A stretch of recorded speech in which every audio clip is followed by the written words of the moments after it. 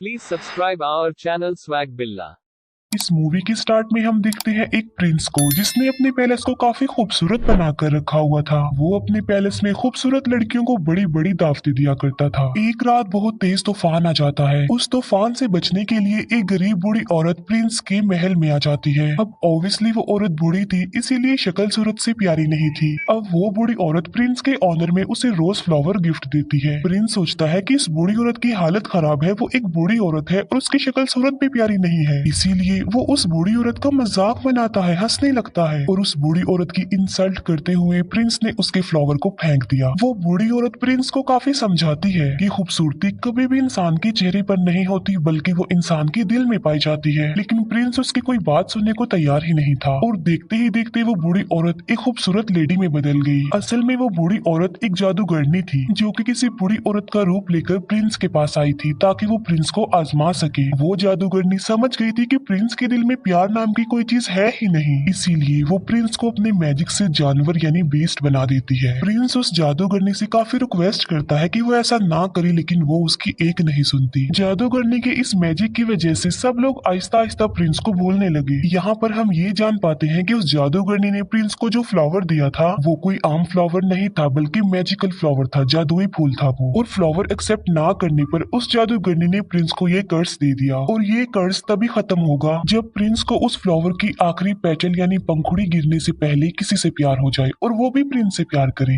लेकिन आखिरी पंखुड़ी गिरने से पहले अगर प्रिंस से किसी ने प्यार ना किया तो प्रिंस कभी भी इंसान नहीं बन सकेगा दोबारा, बल्कि बीस्ट ही रहेगा वो हमेशा। काफी साल गुजर जाते हैं लेकिन उस पैलेस में कोई भी नहीं आता। फिर हमें पैलेस के करीबी एक गाँव में एक लड़की दिखाई जाती है जिसका नाम होता है बेल। बेल को किताबें पढ़ने, स्टोरीज पढ़ने का काफी शौक था। बेल के फादर एक डिजाइनर होते हैं। उसी गाँव में एक और लड़का भी रहता है जिसका नाम होता है गैस्टोन। गैस्टोन जो कि बेल से शादी करना चाहता था, लेकिन बेल उससे शादी करना नहीं चाहती थी क्योंकि वो एक प्राउडी इंसान था। गैस्टोन बेल से शादी करने के लिए उसे अपना बनाने के लिए काफी स्ट्रगल भी किया करता था, लेकिन उसकी कोशिशें नाकाम ही रहती हैं। एक दिन बेल के फादर को कहीं पर जाना था। जिस रास्ते से उन्होंने जाना था वो एक जंगल था। बेल के फादर देखते हैं कि उनके रास्ते में तो आग लगी हुई है, लेकिन वहाँ पर एक और रास्ता भी था जहाँ पर वो मुड़ जाते हैं। बेल के फादर अपने घोड़े पर सवार होते हैं, लेकिन तभी उन्हें जंगल से भेड़ियों की आवाज सुनाई देती है और फिर वही भेड़िए उनका पीछा करने लगते हैं। बेल के फादर अपनी जान बचाने के लिए वहाँ से भागते हैं और भागते भागते वो आ जाते हैं बीस्ट के पैलेस के पास। बेल के फादर जब अंदर जाते हैं तब उन्हें वहाँ पर कोई भी दिखाई नहीं देता। हालांकि ऐसा लग रहा था कि पैलेस में कोई रहता है। कैंडल्स भी जल रही थी और टेबल पर खाना भी पड़ा हुआ था। इतना अच्छा खाना देखकर बेल के फादर खाना खाने लगते हैं, लेकिन हम फिर बहुत हैरान कर देने वाली चीज देखते हैं। वहाँ पर जो कप पड़ा होता है वो बेल के फादर से बातें करने लगता है। बेल के फादर समझते हैं कि ये कोई सॉल है जो उन्हें डराने की कोशिश कर रही है, इसीलिए बेल के फादर उसे कहते हैं कि मैं तुमसे नहीं डरता। ये कहकर बेल के फादर वहाँ से भाग जाते हैं। अब यहाँ पर सवाल ये उठता है कि वो कब कैसे बोल पाया। असल में बात ये है कि वहाँ पर यानी पैलेस में जितनी भी चीजें पड़ी हुई थी वो पहले इंसान हुआ करती थी, लेकिन जादूगरनी की कर्ज की वजह से वो सब चीजों में बदल गए। बेल के फादर भागते हुए गार्डन में आ जाते हैं। वो देखते हैं कि वहाँ पर बहुत प्यारे प्यारे फ्लावर लगे हुए हैं। बेल के फादर सोचते हैं कि मेरी बेटी बेल ने अपने लिए फ्लावर मंगवाया था, इसीलिए वहाँ से वो एक फूल तोड़ लेते हैं और तभी वहाँ पर बीस्ट आ जाता है। फ्लावर चोरी करने की पनिशमेंट देने के लिए बीस्ट उन्हें प्रिजनर बना लेता है, लेकिन बेल के फादर का घोड़ा वहाँ से भाग जाता है और वो सीधा अपने घर आता है बेल के पास। बेल जब देखती है कि घोड़ा अकेला आया है, उसके फादर नहीं आए, तो वो फौरन समझ जाती है कि उसके फादर किसी मुसीबत में फंस गए हैं, इसीलिए बेल अपने फादर को ढूंढने के लिए उस घोड़े पर बैठ जाती है। वो घोड़ा बेल को ले आता है पैलेस में और पैलेस में ही बेल के फादर को प्रिजनर बनाकर रखा हुआ था। बेल जब पैलेस के अंदर जाती है तब उसे वहाँ पर कोई भी दिखाई नहीं देता। बेल वहाँ पर काफी आवाजें भी लगाती है, लेकिन उसे आगे से कोई भी रिस्पॉन्स नहीं मिलता।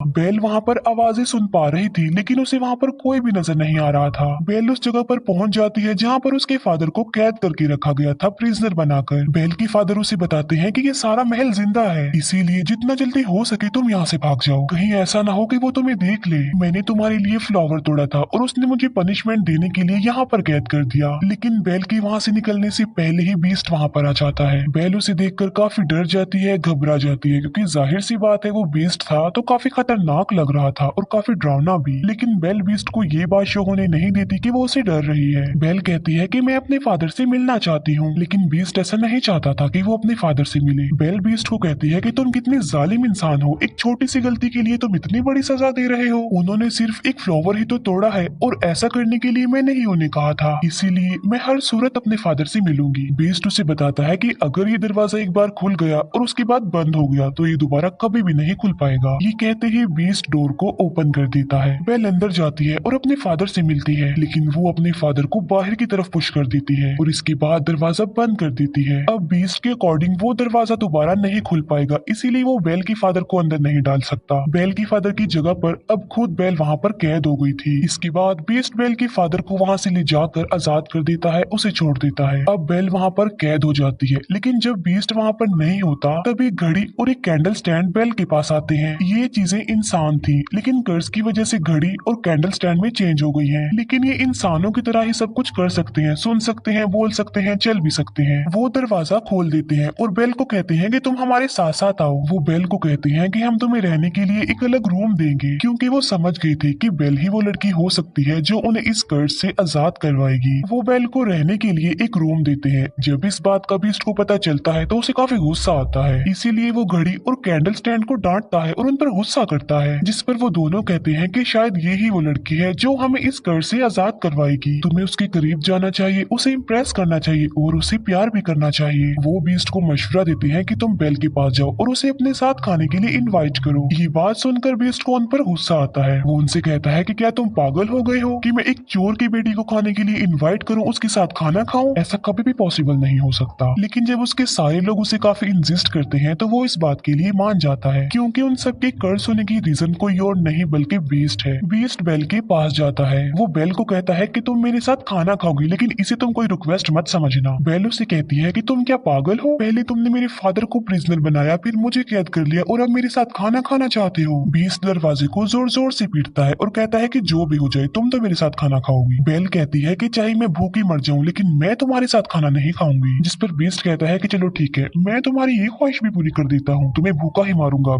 अब तुम्हें कोई भी खाना नहीं देगा और तुम भूखी ही मरोगी। बेल फिर भी दरवाजा नहीं खोलती और वो वहाँ से चला जाता है। जिस अंदाज से बेल ने बीस्ट को जवाब दिया था, उसे देखकर वहाँ सभी कर्ज चीजें लाइक कैंडल स्टैंड, घड़ी, पिच, कप, उन सबको ये कंफर्म हो जाता है कि बेल ही वो लड़की है जो उन्हें कर्ज से निजात दिलाएगी। फिर हम देखते हैं बीस्ट को जो कि उसी रोज फ्लावर के पास जाता है। बीस्ट देखता है कि उस फ्लावर की बहुत सारी पंखुड़ियां गिरकर टूट गई हैं। ये वही रोज फ्लावर था जिसके खत्म होने के बाद बीस्ट हमेशा के लिए जानवर ही रहेगा और पैलेस की जितनी भी कर्ज चीजें हैं वो सारी ऐसे ही रहेंगी, हमेशा के लिए बेजान बन जाएंगी। वो फ्लावर पर बहुत ही थोड़ी पंखुड़ियां रह गई हैं और वो भी बहुत जल्द गिर जाएंगी। फिर हम देखते हैं बेल के फादर को जो कि वापस अपने गांव में आ चुके थे। वो सब लोगों को बता रहे होते हैं कि मेरी बेटी की जान खतरे में है। जंगल के पास एक पैलेस है और वहाँ पर एक बीस्ट रहता है और वहीं पर मेरी बेटी फंस गई है। लेकिन कोई भी उनकी इस बात पर बिलीव करने को तैयार नहीं था, बल्कि वो सिर्फ इस बात को कहानी ही समझ रहे थे।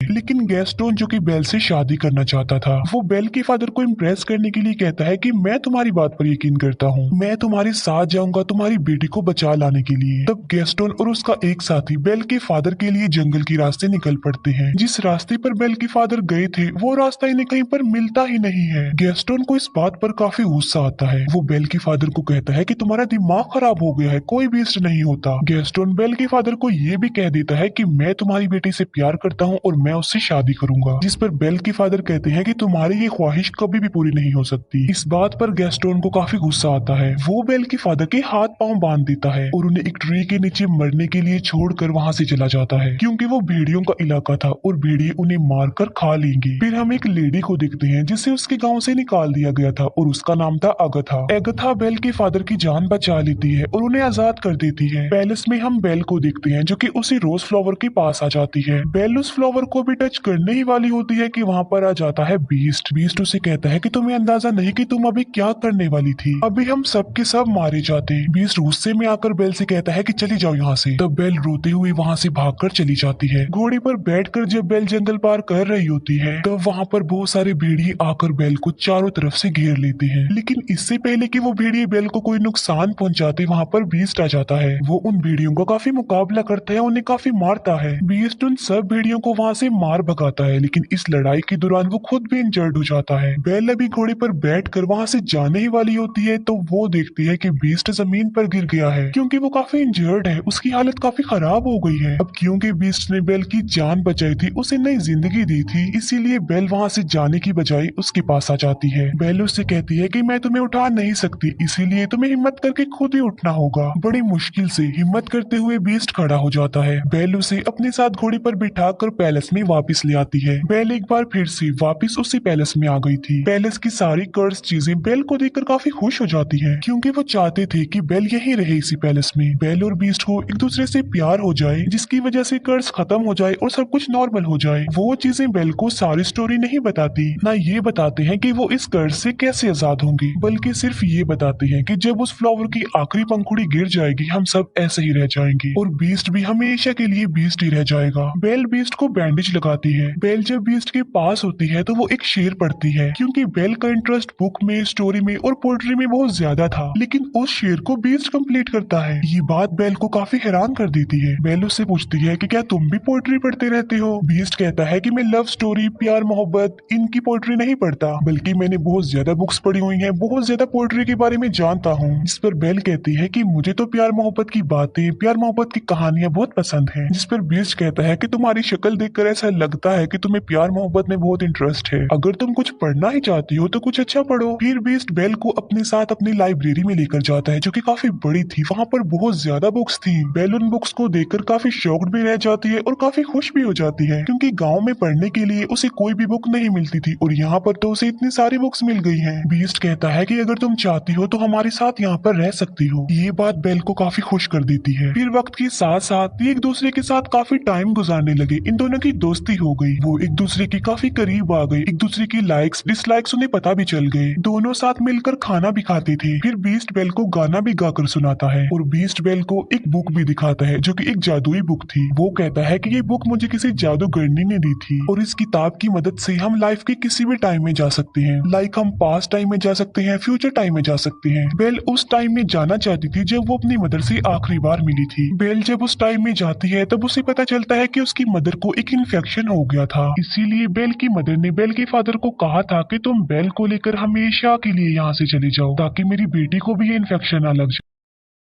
ये जानने के बाद बेल काफी दुखी हो जाती है, क्योंकि बेल ये बात नहीं जानती थी। फिर ये प्रेजेंट टाइम में वापस आ जाते हैं। कैंडल स्टैंड बीस्ट को कहता है कि तुम्हें बेल से अपने प्यार का इजहार कर देना चाहिए। बीस्ट कहता है कि वो कभी भी मुझसे प्यार नहीं करेगी, लेकिन कैंडल स्टैंड बीस्ट को काफी मनाने की कोशिश करता है और बीस्ट के सारे साथी यानी वो सारी चीजें बीस्ट को इस बात के लिए एग्री कर लेती है। वो पहले बीस्ट को तैयार करती है और बाद में वो बेल को भी तैयार कर देती है। बेल को डांस करना काफी पसंद था, इसीलिए वो दोनों डांस करने वाली होती है। हम देखते हैं कि बेल के फादर वापस अपने गांव में आ गए हैं। वो सबको बताते हैं कि गैस्टोन ने उन्हें जंगल में बांधकर छोड़ दिया था ताकि भेड़िए आकर उन्हें खा लें। वहीं बेल के फादर के साथ अगथा भी होती है, लेकिन गैस्टोन इस बात पर एग्री नहीं करता, बल्कि वो मुकर जाता है। वो कहता है कि ये झूठ बोल रहा है, इसके ऊपर शैतान आ गया है और ये पागल हो गया है। साथ साथ वो कहता है कि अगथा की गवाही कोई इम्पोर्टेंस नहीं रखती, क्योंकि ये तो पहले ही गाँव से निकली हुई है। यहाँ पर गैस्टोन का साथी भी झूठ बोल देता है। वो कहता है कि गैस्टोन जो भी कह रहा है बिल्कुल ठीक कह रहा है, इसीलिए सब गांव वाले गैस्टोन की बातों पर बिलीव कर लेते हैं और सब लोग ये समझने लगते हैं कि बेल के फादर का मेंटल बैलेंस खराब हो गया है। साथ साथ उनके ऊपर कोई शैतानी साया भी है, इसी वजह से वो बेल के फादर को पकड़ लेते हैं। फिर हम देखते हैं पैलेस में, जहाँ पर बीस्ट और बेल डांस कर रहे थे और वो डांस को काफी इंजॉय कर रही थी। उन्हें काफी अच्छा फील हो रहा था। बीस्ट बेल को कहता है कि मैं इन फीलिंग्स को काफी अच्छा फील कर रहा हूँ, मैं तो इन्हें जैसे भूल ही गया था। बेल कहती है कि मुझे मेरे फादर ने डांस करना सिखाया। बीस्ट उससे पूछता है कि क्या तुम अपने फादर को मिस करती हो? जिस पर बेल कहती है जी हाँ, मैं अपने फादर को बहुत मिस करती हूँ। बीस्ट के पास एक जादुई मिरर होता है, जिसकी मदद से वो हर उस पर्सन को देख सकते हैं जिन्हें वो देखना चाहते हैं, और उस मिरर में वो बेल को उसके फादर को दिखाता है। बेल देखती है कि गांव वालों ने उसके फादर को प्रिजनर बनाया हुआ है, बांधा हुआ है। ये देखकर बेल काफी अपसेट हो जाती है, जिस पर बीस्ट कहता है कि तुम्हारे फादर को तुम्हारी जरूरत है, तुम्हें उनके पास जाना चाहिए। साथ साथ बीस्ट बेल को वो जादुई मिरर भी दे देता है और कहता है जब कभी तुम्हें मेरी याद आई तो मेरी इस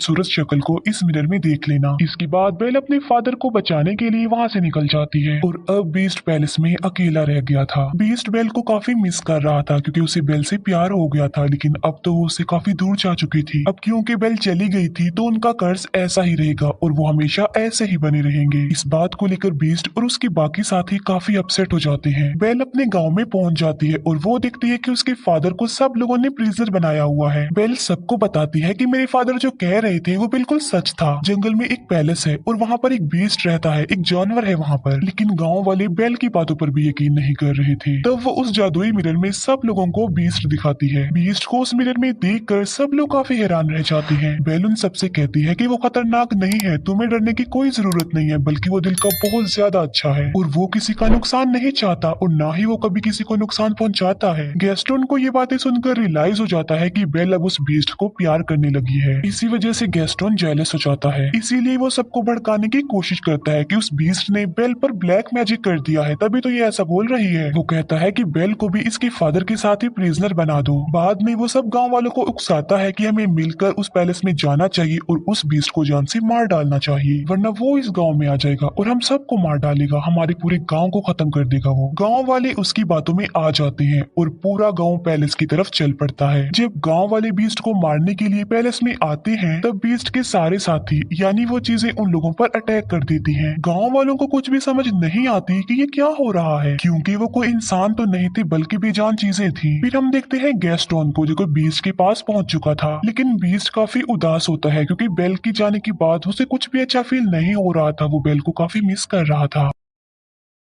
गैस्टोन बीस्ट को कहता है तुम क्या समझते हो कि बेल तुमसे प्यार करती है, बल्कि तुम्हें मारने के लिए उसने हम सब गांव वालों को भेजा है। ये कहते ही वो बीस्ट पर गोली चला देता है और बीस्ट जाकर नीचे गिरता है, लेकिन नीचे गिरने से पहले बीस्ट टेरिस के एक टॉप को पकड़ लेता है। लेकिन इससे पहले कि गैस्टोन दूसरी गोली चलाता बेल वहाँ पर आ जाती है। गैस्टोन को रोकने के लिए बेल उसका हाथ पकड़ लेती है। इस फाइट में गैस्टोन भी जाकर नीचे गिर जाता है। गैस्टोन की गन भी उसके हाथ से गिर जाती है। बीस्ट ऊपर आने की कोशिश करता है, तभी बेल उसे आवाज देती है। वो बीस्ट को बताती है कि मैंने गांव वालों को रोकने की बहुत कोशिश की थी लेकिन वो नहीं रुके। बेल को वहां देखने के बाद बीस्ट के अंदर एक हिम्मत पैदा हो जाती है और अब वो गैस्टोन का मुकाबला करना चाहता था और अब वो पहुंच जाता है गैस्टोन के पास। वो गैस्टोन को गर्दन से पकड़ लेता है और उसे हवा में कर देता है और बीस्ट गैस्टोन को काफी ऊंची दीवार से फेंकने ही वाला होता है, जिस पर गैस्टोन बीस्ट से काफी रिक्वेस्ट करता है कि प्लीज मुझे मत फेंको, प्लीज बीस्ट मुझे छोड़ दो। बीस्ट उससे कहता है कि मैं बीस्ट नहीं हूँ। ये कहते ही बीस्ट गैस्टोन की जान छोड़ देता है और उसे कहता है चले जाओ यहाँ से। गैस्टोन वहाँ से चला जाता है और बीस्ट आ जाता है बेल के पास। मौके का फायदा उठाकर गैस्टोन अब पीछे की तरफ से बीस्ट पर गोलियां चलाता है, जिसकी वजह से बीस्ट नीचे गिर जाता है। लेकिन गैस्टोन जिस जगह पर खड़ा हुआ था वो जगह टूट जाती है और गैस्टोन भी जाकर नीचे गिरता है। इतनी ऊंचाई से गिरने की वजह से गैस्टोन मर जाता है। बीस्ट की हालत काफी खराब हो जाती है क्योंकि वो काफी इंजर्ड था और अपने आखिरी सांस गिन रहा था। बेल बीस्ट को कहती है कि अब के बाद मैं तुम्हें कभी भी छोड़ के नहीं जाऊंगी, जिस पर बीस्ट कहता है लेकिन अब मेरी तो जाने का वक्त हो गया है, जिस पर बेल कहती है कि तुम्हें कुछ नहीं होगा, सब कुछ नॉर्मल हो जाएगा। और हम देखते हैं कि उस फ्लावर की